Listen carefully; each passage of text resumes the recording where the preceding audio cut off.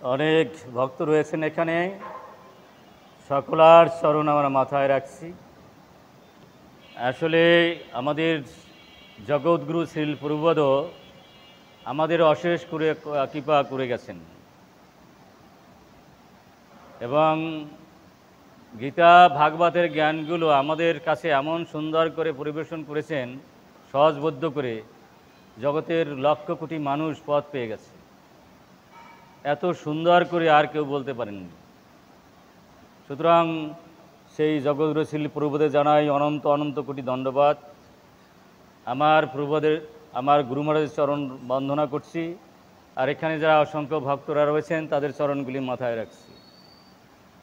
আমরা যারা সাধারণ জীবন যাপন করব, অর্থাৎ ভক্তি জীবন যাপন করব না, তাদের অবস্থিত করুন।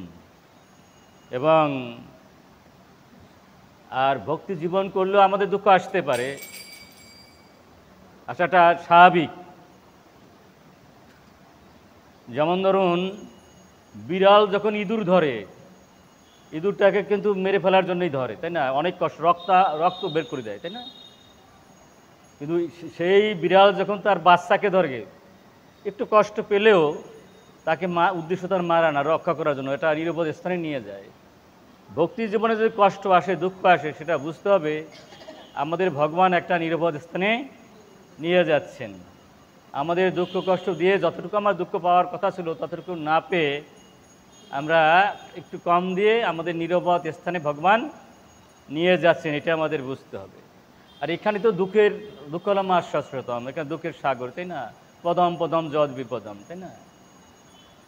এবং এখানে আমরা তিতাব জ্বালায় জ্বলছি। আদি দৈবিক, মানে যে কোনো সময় বন্যা আসতে পারে, যে কোনো সময় সুনামি আসতে পারে, যে কোনো সাইক্লোন এসে আমাদের ভেঙে চুরমার করে দিতে পারে, তাই না? আদি দৈবিক। আদি ভৌতিক, যে কোনো সময় আমরা সাপ দ্বারা কাটা পড়তে পারি, তাই না? এবং এইভাবে অনেক কিছু ভৌতিক বস্তু দ্বারা আমরা আক্রমণ হতে পারি। আধ্যাত্মিক মানে হচ্ছে মানসিক এবং শারীরিক কষ্ট, তাই না? হঠাৎ হাই প্রেশার বেড়ে গিয়ে আমি হার্ট ফেল করে মারা যেতে পারি, তাই না? এইভাবে তিতাব জ্বালার হাত থেকে আমরা রেহাই পাচ্ছি না এখানে। তো সুতরাং আমরা যদি ভক্তি জীবন যাপন করি, ভগবান কিন্তু প্রতিষ্ঠিত দিয়ে রাখে, তাই না? যেরকম ব্রহ্মহৃদয়কে রেখেছিল, প্রহ্লাদকে রেখেছিল, তাই না? ধ্রুবকে রেখেছিল। এইরকম সহস্র সহস্র ভক্তকে ভগবান কিন্তু প্রোটেকশন দিয়ে রেখেছে। এই যে পঞ্চপাণ্ডবকে যে প্রোটেকশন ভগবান না দিতেন, তাহলে যে কোনো মুহূর্তেই মৃত্যুর সম্মুখীন হতেন নাকি? দ্রোণাচার্য, ভীষ্ম, কর্ণ, এরা কি কম ছিল বীর?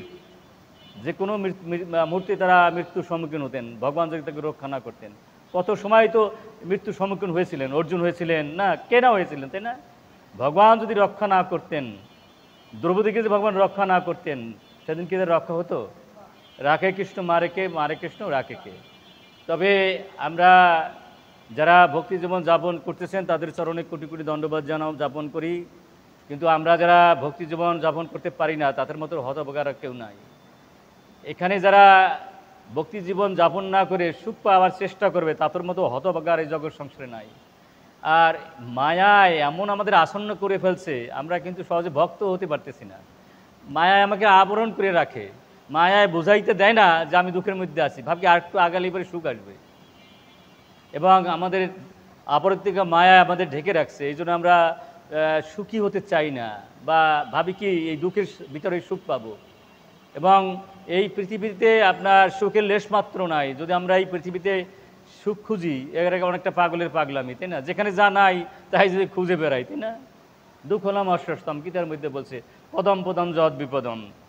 এই জন্য যখন পরীক্ষিত মহারাজ তার সংসার ছেড়ে ভাগবত পাঠে মনোনিবেশ করলেন, তখন সুন্দর করে সুখদেব গোস্বামী এই সংসার অরণ্যের কথা বলেছেন, যে যারা বদ্ধ তাদের অবস্থা অত্যন্ত করুণ। বলছে কি, এই ভবাটবি শব্দটির অর্থ হচ্ছে প্রবৃত্তি মার্গ। এই সংসারে যারা সুখ পেতে চায় এবং আনন্দ পেতে চায়, সুখী হতে চায়, তারা প্রবৃত্তির মার্গের মধ্যে থাকে। ভাবে এখান থেকেই গাড়ি নিয়ে, বাড়ি নিয়ে, কন্যা নিয়ে, পুত্র নিয়ে, সম্পত্তি নিয়ে, ব্যবসা নিয়ে আমি সুখী হব, এদের মনে হয় মানে ভগবান থেকে বিচ্ছিন্ন হয়ে এই জগৎ সংসারে সুখ খুঁজে বেড়ায় তাদের বলা হয় প্রভৃতির মার্গে ভক্ত।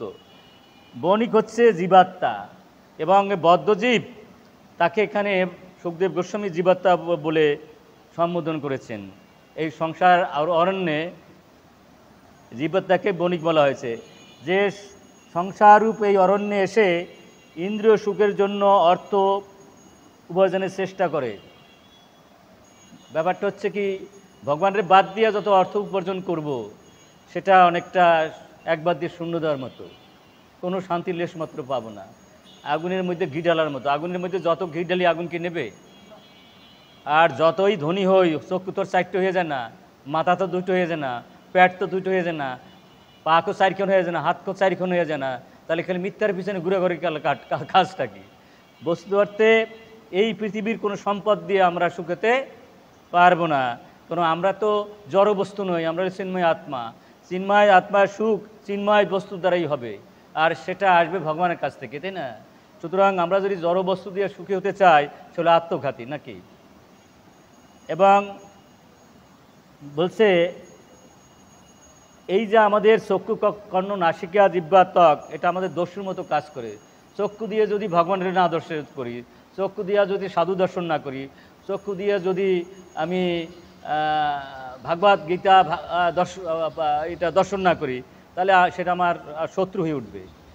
চক্ষুই বন্ধু হতে পারে, আবার চক্ষুই শত্রু হয়ে যেতে পারে।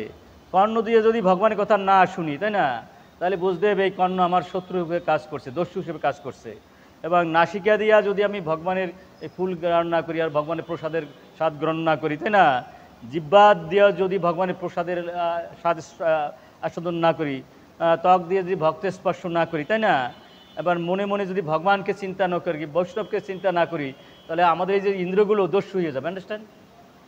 চক্ষু দিয়ে যা না দেখার তাই যদি দেখি, কান দিয়ে যা শোনার না যে শুনি, মুখ দিয়ে যা খাওয়ার না খাই, পা দিয়ে যেখানে যাওয়ার সে না যাই, তাহলে আমাদের সমস্ত ইন্দ্রগুলোই মন দিয়ে যাকে না ভাবনার তাকে যদি ভাবি, তাহলে আমার এই ইন্দ্রগুলি আমার শত্রু হয়ে যাবে।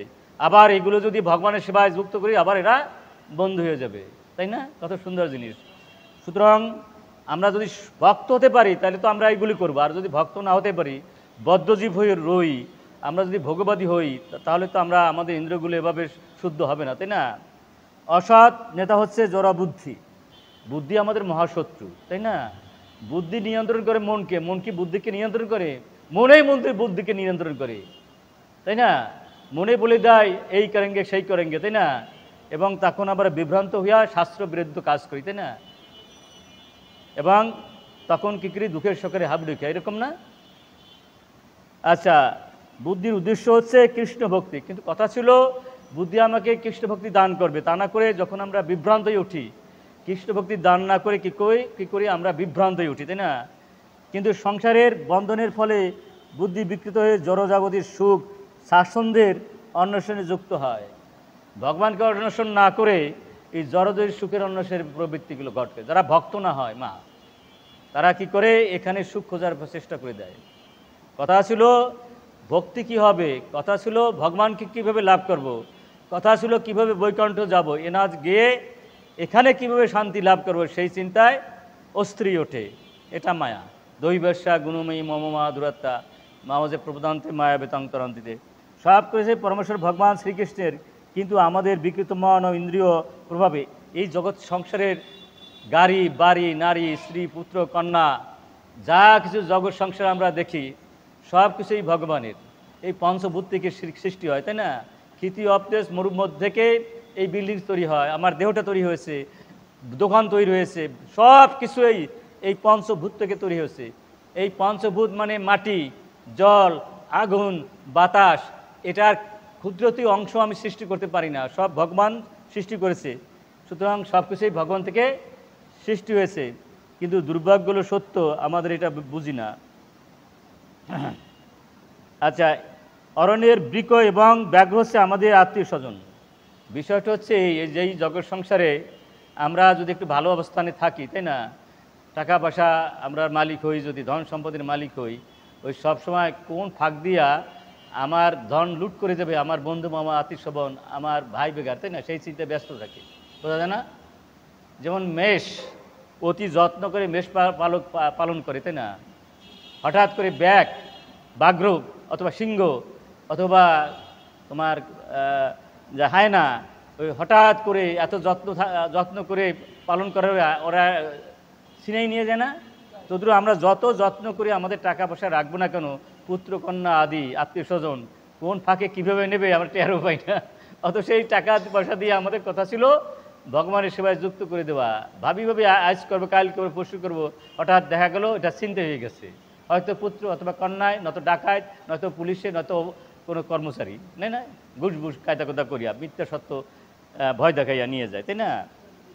আচ্ছা, এবং লতাগুলো হচ্ছে আমাদের জড় বাসনা, কিন্তু সবচেয়ে কথা হচ্ছে আমাদের বাসনা হাত থেকে রেখাইয়ে না। একটা বাসনা শেষ হতে না হতেই আর একটা বাসনার হাজির হয়, এবং এই জন্য আমাদের বাসনা মুক্ত হওয়া উচিত। কারণ যখন যা পাই তাই নিয়ে আমাদের সন্তুষ্ট থাকা উচিত, তাহলে বাসনার মৃত্যু ঘটবে। কিন্তু ভাবি আরও আরও আরও, এই ভাবনা যদি আমাদের ভাবতেই থাকি তাহলে আমরা বাসনার হাত থেকে রেহাই পাবো না। পর্বত কন্দর আমাদের সুখময় বাসগৃহ। এই যে বাসগৃহ, ভাবে কি কত শান্তিতে বুঝে থাকবো, তাই না? বড় বড় বিল্ডিং হতে পারে, ছোট ছোট বিল্ডিং হতে পারে, ছোট ছোট ঘর হতে পারে, কিন্তু এই ঘরে কি চিরকাল থাকতে পারবো? মৃত্যু এসে আমাকে নিয়ে যাবে না? এবার একদিন আমার ঠিকানা থাকবে না। এবং মশক ও সর্প হচ্ছে আমাদের শত্রু।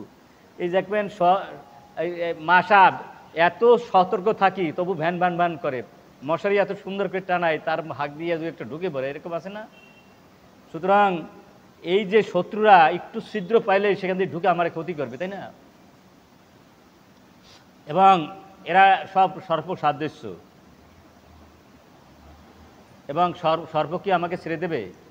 একটু ব্যথা দিলে আমাদের কামড় মারবে। ঠিক এই সংসার যারা বদ্ধজীব আমরা যাপন করছি, আমাদের সংসারে এরকম সুযোগ পেলেই যেন মশা আমাদের ছেড়ে দেয় না, সর্প আমাকে ছেড়ে দেয় না, শত্রু আমাদের একটু ছিদ্র পেলেই সেখান দিয়ে ঢুকে আমাকে ক্ষতি করবে। এই জন্য এই জড়জগটা ভালো জায়গা না, জেলখানা। অথচ আমরা জেলখানায় শান্তি পেতে চাই, কি দুর্ভাগ্য। ইঁদুর, বন্য পশু এবং শকুনরা হচ্ছে আমাদের সম্পদ অপহরণকারী বিভিন্ন প্রকার চোর। চোর ডাকাতে বসে আছে, কোন ফাঁক দিয়ে নেব? ইঁদুরও তাই, তাই না? এই সংসার অরণ্যের কথা বলা হচ্ছে। সংসার অরণ্যে ইঁদুর, বন্য পশু এবং শকুনরা হচ্ছে এটা চোরের মতো। এরা বসে থাকে কখন চুরি করা যাবে, তাই না? ভয় দিয়ে, ডাকাতরা ভয় দিয়েই নেয় কিন্তু, এবং যারা প্রতারক তারাও ভয় দেখাইয়া টাকা নিয়ে যায়। এবং গন্ধর্ব হচ্ছে আমাদের অলিক দেহ গৃহ। এই যে আমাদের গৃহটা, এটা তো স্বপ্ন, চিরকালকে একরকম থাকে, বৃদ্ধকালে আমরা খুঁজে পাবো না। আর প্রতি মুহূর্তে তো চেঞ্জ হচ্ছে, তাই না? 1 মিনিট আগে যা ছিল ওই দেহটা 1 মিনিট পরে কি তাই থাকে? প্রতি মুহূর্তে মুহূর্তে চেঞ্জ হচ্ছে। এবং এক সময় দেহ তো আগুনে পুড়ে ফেলাবে, ছাই হয়ে যাবে না? বাক্সের রেখে দিলে হয়ে যায় পোকামাকড়, আবার যদি বাগারে ফেলাই দেয় কুকুরে বেরিয়ে খেয়ে ফেলবে। অথচ এই দেহের জন্য কত না যত্ন করি, তাই না? কিন্তু এর ভিতরে যে আমি রয়েছি আত্মা, সেইটার খোরাক হচ্ছে কৃষ্ণ কথা, গোবিন্দ কথা। এটা যদি আমি না দেই তাহলে এই আত্মা কখনো প্রতিষ্ঠ করতে পারবো না। সেই হলো আত্মঘাতী, যারা কৃষ্ণ কথা শোনে না বা শোনায় না। আত্মার খোরাক হলে কৃষ্ণ কথা, তাই না? এটা যতক্ষণ না দেবো তখন আত্মা কি মুক্তি হবে? আত্মা তো বন্ধন দশায় পড়ে যাবে। এই যে আত্মার 5টা বন্ধন রয়েছে, তাই না? অন্নময় কোষ, তারপর জ্ঞানময় কোষ, হ্যাঁ, এইভাবে 5টি কোষে আত্মা আচ্ছন্ন রয়েছে। এইটাকে আমরা যদি প্রতিনিয়ত ভাগবত কথা না শুনি সাধুর সঙ্গে, তাহলে এর হাত থেকে রেহাই নাই। তাহলে আমরা পাগলে পোলা বক্ত মাত্র, আন্ডারস্ট্যান্ড? আমরা যা না তাই বলবো, যা না তাই করব। আমরা দুঃখের সাগরে হাবুডুবু খাবো। আলোয়া হচ্ছে স্বর্ণের প্রতি আসক্তি। এখানে এই জগৎ সংসারে আমি যদি 1 মণ সোনা দিয়েও আমার শরীরটা মুড়াই দেই, তাই না? তাহলে কি আমার আত্মার কোনো পরিবর্তন ঘটবে? তাহলে এটা লাভটা কি আছে? এটা শুধু অহংকার, আর কি? অহংকার পতনের মূল না। এবং আমাদের জড় বাসস্থান ও ধন সম্পদ হচ্ছে আমাদের জড় সুখ ভোগের বিষয়সমূহ। কি কাণ্ডটা! এখানে যত বিষয় ভোগ করি, তাই না? চক্ষু তো 4টে হবে না, মাথাও 2টো হয়ে যাবে না, পেটও 2টো হয়ে যাবে না, তোর অত দরকারটা কি? ওই চড়াই পক্ষীরে যদি একটা বস্তায় চাল দেওয়া হয়, কিঞ্চিত চাউল দিয়ে উড়াল দেবে, তাই না? তুমি আমি পাইলে কিন্তু বস্তা সত্য বাড়ি নিয়ে যাওয়ার চেষ্টা করবো। এই দোষে আমাদের অসুখ। আমাদের যেটু লাগে সেটু নিয়ে যদি তৃপ্তি হতাম তাহলে আর আমাদের কোনো সমস্যা হতো না। ঘূর্ণিঝড় হচ্ছে আমাদের স্ত্রীর প্রতি আকর্ষণ, এবং ধূলির ঝড় হচ্ছে মৌথুনের সময় অন্ধ কামনার অনুভূতি। অনহরটা হচ্ছে এই যে আমরা স্ত্রী গর্ভে সন্তান উৎপাদন করি, এটা মহাযজ্ঞ, এটা খুব ভালো। কিন্তু সন্তান কামনা চাই না, কিন্তু স্ত্রী সঙ্গ স্বামী সঙ্গ এটা ভালো না, শাস্ত্রে সেটা অনুমোদন করেনি। তাতে আমার আধ্যাত্মিক জীবনও নষ্ট হয়, শারীরিক মানসিক সবটাই নষ্ট হয়, সেটাই বলছে। এরা যারা বেশি আসক্ত, তাই না, স্ত্রীতে বা স্বামীতে অথবা ভোগে, তারা ভগবানে কখনো যুক্ত হতে পারবে না। ওই ভুলেই ভালাইয়া ওই ভোগে তাদের ওইদিকে টেনে নিয়ে যাবে, তাই না। প্রথম প্রথম যদ বোধ দুকলম অশ্বতম, এখান থেকে রেহাই পাওয়া যাবে না। এই জন্য যারা অবাক্ত তারা কিন্তু এই নারীর সঙ্গ, স্ত্রীর সঙ্গ, স্বামীর সঙ্গ, ভোগের মধ্যেই জীবনটা অতিবাহিত করে, তাই না। কিন্তু সেজন্য কিন্তু ভক্তরা কি তাই? ভক্তরা তারা নির্দিষ্ট সময় নির্দিষ্ট নিয়মে সন্তান উৎপাদন করে। শাস্ত্র মেনে যদি নির্দিষ্ট সময় স্ত্রীর গর্ভে সন্তান উৎপাদন করা যায়, সেটা হয়ে যাবে মহাযজ্ঞ, মহাধর্ম। আবার যদি শাস্ত্র না মেনে স্ত্রীর সঙ্গ করা হয়, সেটা হবে মহাপাপ, তাই না, অবৈধ সঙ্গ হয়ে যাবে। তো সুতরাং আমরা যদি বেশি স্ত্রী আসক্ত হয়ে পায়, স্বামী আসক্ত হয়ে যায়, ভোগে আসক্ত হয়ে যায়, তাহলে আমাদের বুদ্ধি কখনো শুদ্ধ হবে না। ভোগসুতম পোশাকাম ব্যবসায়ী বুদ্ধি সমাধানে বলে বক্তরাম যজ্ঞস্তম সাপ সর্বলোক মহাসরম, তাই না। এবং আমরা যদি পত্রম পুষ্পম ফলান্তম জমে ভক্ত পুজস্বতী এর বাইরে যাই, সর্বনাশ হয়ে যাবে, তাই না। আবার বলছি স্টান ভোগানি দেবা যজ্ঞ ভাবিতা তৈদতন অপ্রতিস্থানে বস যজ্ঞ আসীন শান্ত মুস্ততে সর্বকুলে সেই ভুজান্তে তাগাং পাশাত্যে আত্মকরণ। কেন আমরা যদি ভক্ত না হই, প্রসাদ ভোজন না করি, প্রতিগ্রাস আর পাপ খাবো আমি চোর, জোর যদি হই আর পাপি যদি হই, তাহলে শাস্তি পাবো না আমাকেও। এই জন্য এই দেখো আয়ুষ সত্য বরারোগ্য সুপ্রীতি বিপদনা রয়েছে হারা সাত্বিক প্রিয়া, আমরা যদি প্রসাদ ভোজন করি আমাদের মহামা ব্যাধি থেকে রেহাই পাবো, হরে কৃষ্ণ। আর যদি প্রসাদ ভোজন করি না করি, তাহলে রোগ থেকে আমরা মুক্তি পাবো না, তাই না। আমরা পরবর্তী জন্মে রাক্ষসী জন্ম করতে করতে যদি ভক্ত না হয় আর প্রসাদ ভোজন না করি, বোঝা যায়। এই জন্য এই প্রভুদা আমাদের সবাইকে ভক্ত করার অনুপ্রেরণা দিচ্ছেন। লক্ষ লক্ষ কোটি কোটি ভক্ত আজ জগতে হয়ে যাচ্ছে। ওই চারটে নিয়ম পালন করা, নাম দূতম স্ত্রীষ্ণ যত্র ধর্ম চতুর্বিদম, তাই না। আর একাদশী করা, নাম জপ করা, হ্যাঁ। আর বিশেষ করে দেহত্ব বুদ্ধি শূন্য হয়ে যাওয়া, হ্যাঁ। আমি আত্মবুদ্ধি লাভ করা, যদি অহংকার শূন্য হয়ে যায় আরও ভালো, তাই না। এভাবে যদি পারা যায়, তাহলে আমাদের এই যে তিতাব জ্বালা, এই যে বন্ধন দশা, এর হাত থেকে আমরা রেহাই পাবো, তাই না। আর বন্ধন দশা হাত থেকে যতক্ষণ পর্যন্ত রেহাই না পাবো, ততক্ষণ সুখ পাবো না, তাই না। জেলখানে কি সুখ আছে? আমরা কি এখানে ইচ্ছা খুশি সব পাই? আমরা জানতে না যাতেই আমরা অনেক কিছু হারাই ফেলাই। আমরা মনে মনে যা ভাবি তার 14 দিনই পাই না, তাই না। আমরা যা চাই তা তো 14 দিনই পাই না, হ্যাঁ। সুতরাং যদি আমরা যদি গোলকবিন্দু মেনে যাইতে পারি বা বৈকুণ্ঠ ধামে, কল্পবৃক্ষ পাবো, আমরা কল্পনার সাথে সাথে সব পাবো, চিন্তা করার সাথে সাথে সব পাবো, তাই না। ভালো জিনিস না, চিন্তা করার সাথে সাথে সব পাবো, কল্পনা করার সাথে সাথে সব পাবো। সে কোথায় রয়েছে? গোলকবিন্দুবারে রয়েছে এবং বৈকুণ্ঠ ধামে রয়েছে। সবচেয়ে বেশি যেটা পাবো ওগুলার চেয়ে, সেটা হচ্ছে প্রেমধন, তাই না। প্রেমধন শুধু আছে আমার কৃষ্ণের কাছে, রাধারানীর কাছে। যতক্ষণ পর্যন্ত গোলকবিন্দুবারে যাবো, এই 14 ভুবনের রস নাই। রস থাকলে তো আমরা আনন্দে থাকতাম। আমরা কেউই আনন্দ নাই। এই আনন্দ, এই নিরানন্দ। আমরা কেউ ভাবি কি কত সুখে আসছে জানি, কিন্তু কিছু সময় যেতে না যেতে ভাবি যে আত্মহত্যাই মারা যাবো নাকি। অনেকে এরকম কথা ভাবি, এত দুঃখ এত কষ্ট, এটা আত্মহত্যা করে মরে যাওয়াই ভালো, এরকম অনেকেই ভাবি। কারণটা কি? এই সুখ, এই দুঃখ, এই ঘটনার জন্য আমরা এগুলো ভাবি। সুতরাং এখানে এটা নাই। আচ্ছা, ঝিল্লি হচ্ছে আমাদের অনুপস্থিতিতে শত্রুদের দুর্বচন। শত্রুরা আমাদের ভালো কখনো দেখবে না, ওরা দেখবে আমার খারাপটা। আর এমন কথাবার্তা বলবে যা আমি না তাই বলবে, তাই না। তখন এটা কি সহ্য করা যায়? তুমি সাধু মানুষ, সেখানে আসো, কত সুন্দর। তোমাকে যদি বলে কেউ যে মন্দিরে গিয়া এই করে সেই করে, যেগুলো শোনা যায় না, তোমার ভালো লাগবে? তোমাকে যারা পছন্দ না করে তারা কিন্তু তাই বলবে। আন্ডারস্ট্যান্ড? তারা ভালোর মধ্যে মন্দ খুঁজে বেড়ায়, বোঝা যায়। নাম জপ করার সে ভালো জিনিস কিছু নাই, সাধু সঙ্গ করার সে ভালো কিছু নাই, ভাগবত পাঠ শোনার সে ভালো কিছু নাই, গীতার কথা শোনার সে ভালো কিছু নাই। বলে আর সময় পায় না, কাম নাই কার্য নাই, ওইখানে যে সময় অপচয় করে, হ্যাঁ, এরকম কথা বলে না। কিন্তু এইগুলো শুনতে আমাদের ভালো লাগবে? ভালো লাগে না, এটা বলে। পেশা হচ্ছে সেই ব্যক্তি যে প্রত্যক্ষভাবে আমাদের অপমান করে। কারণ যারা পেশার সাথে জীব, সুযোগ পেলেই অপমান করবে। ভক্তদের মধ্যে খুঁজে পাওয়া যায়, আন্ডারস্ট্যান্ড। যারা মিশ্র ভক্ত অথবা কনিষ্ঠ অধিকারী, সুযোগ পেলেই কেউ না কেউ একটু অপমান করে, একজনকে অপমান করে এক ধরনের পৈশাচিক শান্তি পাওয়া যায়, বোঝা যায়। একটা লোক তখনই শান্তি পায় অন্যকে যদি দুঃখ দিতে পারে, বোঝা যায় না। এটা হলো তমগুণের কাজ, অন্তর্গুণের কাজ, বোঝা যায় না। যারা অন্তর্গুণের বা তমগুণের তারা অন্যকে কষ্ট দিয়ে সুখ পায়, আন্ডারস্ট্যান্ড, নলে সেরা সুখ পায় না।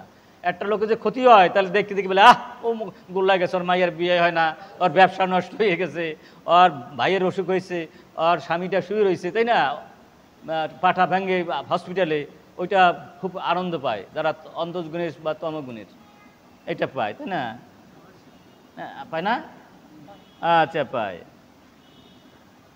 জলহীন নদী নাস্তিকের প্রতীক, যারা ইহকালে এবং পরকালে কষ্ট দেয়।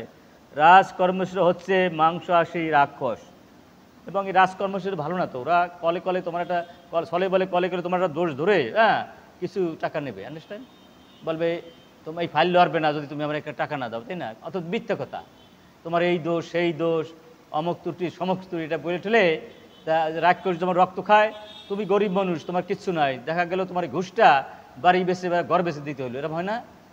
তোমার ছেলের অপারেশন করবা, তোমার মায়ের অপারেশন করবা, সেই অপারেশনের টাকা বাদ দিয়া কি করা হয়, ওরে দেওয়া লাগে, নাহলে তোমার যে কোনো মুহূর্তে জেলে যাওয়া লাগবে, তাই না, আপনার তো জেল তো ঠেকাই, এরকম হয় না, হ্যাঁ, নাহলে তোমার বিরুদ্ধে মামলা হবে, মামলা জুড়ে দেবো। এই জন্য বলছে এই সমস্ত অসৎ কর্মচারী হচ্ছে রাক্ষসের মতো, দেখছো। তাহলে এখানে শান্তি আছে কোনো জায়গায়, কোনো জায়গায় শান্তি আছে? বদ্ধ জীবনে কোনো শান্তি নেই মা। এখান থেকে যদি না বেরোতে পারি, ভগবানের যদি ঠিকমতো যুক্ত না হতে পারে, তাহলে শান্তি নাই, কেউ কাছে আমরা শান্তি পাবো না, এটা এখানে বলা হচ্ছে, বুঝছেন। আর আমরা কেউ শান্তি না, পদে পদে বিপদ, কণ্টক ছাড়া আছে। আপনি একটা ভালো কাজ করবেন, দেখবেন সেখানে অনেক বাধা। আপনি ভালো কাজ করবেন, সেখানে দেখবেন প্রতি পদে পদে যেন কণ্টকের মতো বাধা রয়েছে, তাই না। ভালো পথে যাবেন, এরপরে আপনাকে সবাই প্রশংসা করবে, দেখা গেল শ্বশুরের জ্বালা, ভাসুরের জ্বালা, মাসির জ্বালা, পিসির জ্বালা, আত্মীয়ের জ্বালা, কত রকম জ্বালা, বলে ওটা কি করিস তোরা, কত সুন্দর খাসি, কত সুন্দর মুরগি, কত সুন্দর চিতল মাছ, কত সুন্দর রুই মাছ, আগামী দিন হবে তোর বোনের জির বিয়ে, হ্যাঁ, তাহলে তুই এগুলো সেরে কি আরম্ভ করেছিস, তুই এইগুলো সেরে কি আরম্ভ করেছিস, রাইট, নামাই কান দেবেন না এগুলোকে, এইগুলো হচ্ছে কণ্টক। এবং এই কণ্টকগুলোকে আমাদের জোতাপা দিয়ে, জোতা মানে কি, বৈষ্ণব গুরু কৃপা নিয়ে, যদি আমরা ভাগবতের কথাগুলো বুঝি, গীতার কথাগুলো বুঝি, বৈষ্ণবের কৃপা পাই, ওটি হচ্ছে আমাদের পায়ের পাদুকা, আন্ডারস্ট্যান্ড। ওই পাদুকা দিলে কণ্টকগুলো দলীয় মসৃণে আমাদের আগাতে হবে, আন্ডারস্ট্যান্ড। এবং আমরা সবসময়ের জন্য গীতার কাছে চলে যেতে হবে, ভাগবতের কাছে যেতে হবে, সাধুর সঙ্গে যেতে হবে, নইলে কিন্তু ওদেরকে দলিত মতিত করা যাবে না। এই গুরু বৈষ্ণবেই হচ্ছে আমাদের বেড়া, আন্ডারস্ট্যান্ড। এই ভাগবত হচ্ছে আমাদের বেড়া, গীতা হচ্ছে আমাদের বেড়া। যদি না হয়, চারা গাছ যদি লাগাই, যদি আমি বেড়া দিয়ে না রাখি, ছাগলে গরুতে খেয়ে ফেলবে না। এই যে নষ্ট প্রয়াস অবত নিত্যম ভাগবত সেবা, এই জন্য প্রতিদিন সাধুর সঙ্গে এসে ভাগবত কথা শ্রবণ করতে হবে, প্রতিদিন সাধুর সেবা দিতে হবে, সাধুর সঙ্গ করতে হবে। তাহলে সাধুর সঙ্গ কীভাবে করব? সাধুকে ভাবতে হবে ভগবানের প্রতিনিধি, সাধুদেব ভাগবতের সাক্ষাৎ ভগবান। এমনি করে যদি আমরা সাধুর কাছে না হই, তাহলে সাধুর সঙ্গ হতে চাচ্ছে না, আন্ডারস্ট্যান্ড। সাধুকে যদি সাধারণ জীব ভাবি, তাহলে কি অতখানি কৃপা পাবো? এই জন্য যারা শুদ্ধ ভক্ত, তারা কিন্তু সাধুকে ভগবানের প্রতিনিধি ভাবে, ভগবানের অভিন্ন রূপ ভাবে, আন্ডারস্ট্যান্ড। তাহলেই কিন্তু সাধু সঙ্গ হবে। আমি যদি তোমার সাধারণ জীব ভাবি, তাহলে কি আমি অতখানি কৃপা পাবো? আমি যদি ভাবি তুমি ভগবানের প্রতিনিধি, তাই না, ভগবানের অন্য রূপ, তাহলেই কিন্তু আমি তোমার কাছে অনেক বড় কৃপা। হরে কৃষ্ণ।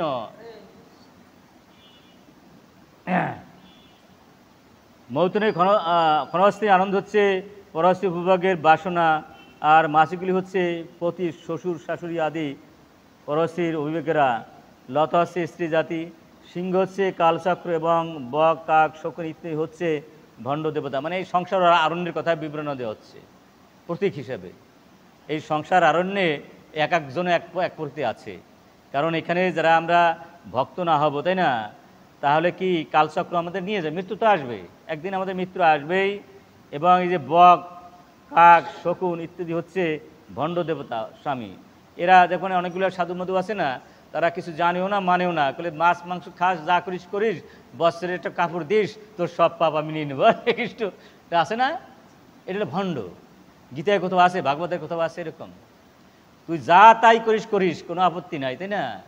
গরু ছাগল যা খাস কোনো সমস্যা নাই, বছরের মধ্যে কিছু টাকা পয়সা দিস, আমার একটা শাড়ি দিস, তোর সমস্ত পাপ আমি মুক্তি করে দেবো। এটা মনে হচ্ছে ভণ্ড স্বামী এবং ভণ্ড অবতার। অনেকগুলো অবতার মানে এক কোন কোন ভগবানের সেবা করিস, আমি তো ভগবান, তাই না? এরকম ভগবান বাংলাদেশে অনেক ভগবান আছে, ভগবান তো একজনেই, ছেলে শ্রীকৃষ্ণ। এখানে ভগবান সেখানে ভগবান, কোনো ভগবান নাই, একজনেই ভগবান, সে হলো শ্রীকৃষ্ণ। আর ভগবান হলো অবতারী, আর সব হলো অবতার, তাই না? সুতরাং ভগবান থেকে সবাই আবির্ভাব হয়, আবার ভগবানের সবাই বিলীন হয়ে যায়, সময় সবাইকে নিয়ে যায়, কিন্তু ভগবান শ্রীকৃষ্ণকে সময় নিতে পারে না, এই জন্য ওনাকে নাম পরাৎপরেশ্বর।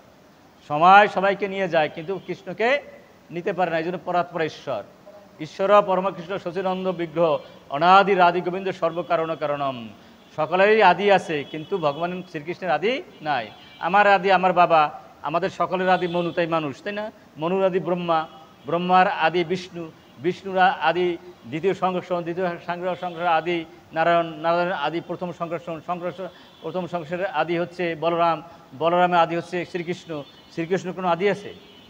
শ্রীকৃষ্ণের আদি নেই। অনাদির আদি সর্বকারণ কারণম। সুতরাং আমাদের পরমেশ্বর একজনেই, পরাৎপরেশ্বর একজনেই শ্রীকৃষ্ণ। যারে তারে যখন তখন স্বামী ভগবান বলা যাবে না। এবং আরেকটা শুনে রাখুন, যদি কেউ বিশ্বরূপও দেখে সেও ভগবান না। ভগবান যিনি হবেন তার মধ্যে কি থাকবে? শ্রীবৎস চিহ্ন থাকবে, বৈজন্তী মালা থাকবে, কৌস্তুভমণি থাকবে, পায়ে 19টা চিহ্ন থাকবে। এটা কোনো ভগবানের মধ্যে থাকবে না, জানেন না? আর যার মরণ হয়, জন্ম হয়, যার পিতা আছে মাতা আছে, সে কিন্তু ভগবান হতে পারে না। তাহলে আপনারা বলতে পারেন যে শ্রীকৃষ্ণ তো মাতা পিতা না, ওরা সব ভক্ত, তাই না? এবং ভাগবত বলছে ন মাতা ন পিতা ন তস্য ভার্যা ন সুতাদয়, তাই না? ভগবান বললেন আমার পিতা নাই, মাতা নাই, আমার স্ত্রী নাই, কর্ণ নাই। তাহলে ওরা কারা? লক্ষ কোটি জন্মে ওরা আমাকে এইভাবে সেবা দিতে চাচ্ছে, ওদের কৃপা করার জন্য আমি আবির্ভূত হয়েছি মাত্র, তাই না? ওদেরকে আনন্দ বিধানার্থে। ওরা কেউ আমার পুত্রও না, কন্যাও না, ওরা আমার শুদ্ধ সত্যের বিকার। যাদের পুত্র দেখো, কন্যা দেখো, স্ত্রী দেখো, ওরা আমার শুদ্ধ সত্যের বিকার, পরিবর্তিত রূপ। আমি এই অন্য রূপে, আমি কেউ গর্বে আসি না, আমি আমার গর্বেই আসি। ওই যশোমা দেখো, নন্দ মহারাজ দেখুন, উনি আমার শুদ্ধ সত্যের বিকার, সচ্চিদানন্দ বিগ্রহ, সতের মানে সন্ধির রূপের বিকারণরা। সুতরাং ভগবানের পিতা নাই, মাতা নাই, পুত্র নাই, কন্যা নাই, জন্ম নাই, মৃত্যু নাই। যার জন্ম আছে, মৃত্যু আছে, কন্যা আছে, পুত্র আছে, যে বৃদ্ধ অবস্থা হয়, যার চুল পাকে, সে কখনো পরমেশ্বর হতে পারে না। চুল পাকা ভগবানের কি অভাব আছে আমাকে বাংলাদেশে? চুল পাকছে, দাড়ি পাকছে, দাঁত পড়ছে, হ্যাঁ কয় এই আমাকে ভগবান। হায় রে ভগবান রে, এটা কি ভগবান বলা হবে? তারা মহাযোগী, তারা মহাপুরুষ, তারা সবার প্রণাম্য, তারাও আমাদের সমাজে কিছু দিয়ে আছে, তাদের চরণে আমরা কোটি কোটি দণ্ডবাদ জানাবো। কিন্তু আমরা কি কৃষ্ণের আসনে বসাতে পারবো তারে? আমরা কি পরাত্মা ঈশ্বর বলতে পারবো? সুতরাং ঈশ্বর পরমেশ্বর সচিদানন্দ বিগ্রহ অনাদির আদি গোবিন্দ সর্বক্রম। আর যিনি অদ্বৈতম, অসুত্তম, অনন্ত রূপম, তিনি হবে ভগবান শ্রীকৃষ্ণ। এমনই সে একসাথে গোলকবিন্দময় আছেন, বৈকুণ্ঠ আছেন, জড়জগতে রয়েছেন উনি, এবং প্রতিটি অনুপ্রতি বিদ্যমান। ওনার জন্ম নাই, মৃত্যু নাই, পিতা নাই, মাতা নাই, পুত্র নাই, কন্যা নাই। শুধু লীলা করার জন্যে, ভক্তকে আনন্দ দেওয়ার জন্য উনি কেউর পুত্র হয়ে যান, কেউর বন্ধু হয়ে যান, কেউর পতি হয়ে যান।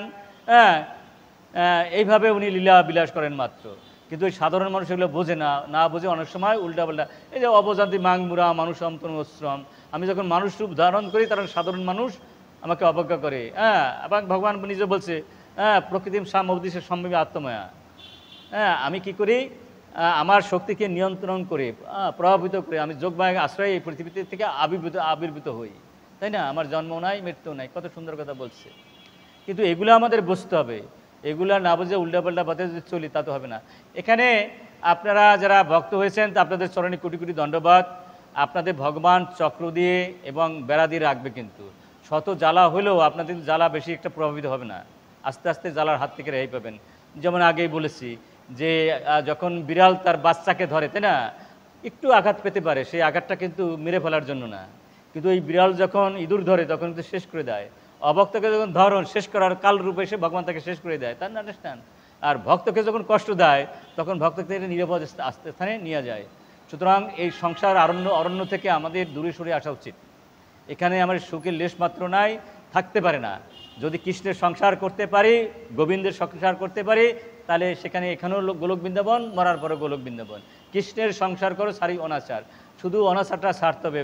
সে পুত্র ছাড়া দরকার নাই, কন্যা ছাড়তে দরকার নাই, স্বামী ছাড়া দরকার নাই, ব্যবসা ছাড়া দরকার নাই, শুধু অনাচারটা ছেড়ে দিলে আমরা সংসারে থেকে বৈকুণ্ঠ ধামের জীবনযাপন করতে পারি।